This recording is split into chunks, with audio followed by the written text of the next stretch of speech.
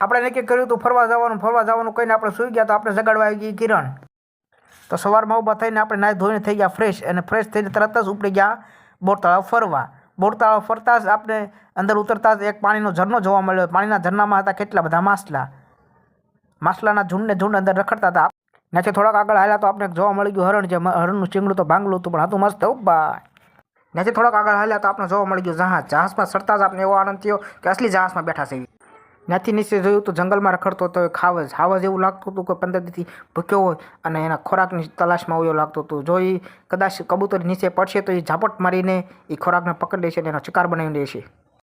ત્યાંથી થોડાક આગળ હાલ્યા તો આપણે જોવા મળી ગયો એક રાજાનો મહેલ જેવો ગઢ. અને ગઢની એક્ઝેક્ટ સામે હતા દેવોના દેવ મહાદેવ. એની બાજુમાં હતા નંદી મહારાજ. ત્યાંથી થોડાક આગળ હાલ્યા તો આવી ગયા આપણે ફાઇનલી બોર તળાવની પાળે. બોર તળાવની પાળેથી સામેથી એક નજારો દેખાતો હતો.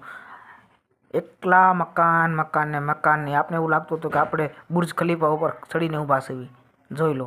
અને આ બાજુ હતું તળાવ. ચાલો તળાવ દેખાડી દેવી. આ તળાવમાં જોવા જઈએ તો તળાવમાં કેટલા બધા માછલા દેખાતા હતા. જો કેમેરામાં તો નહીં દેખાય પણ એની અંદર બતકો દેખાય. તમે જોજો, ધોળી બતક, કાળી બતક. ને સામે ડેલે મારું તો તાળું, નકર આપણે અંદર જવાનો વિચાર હતો પણ સામે તાળું માર્યું હતું.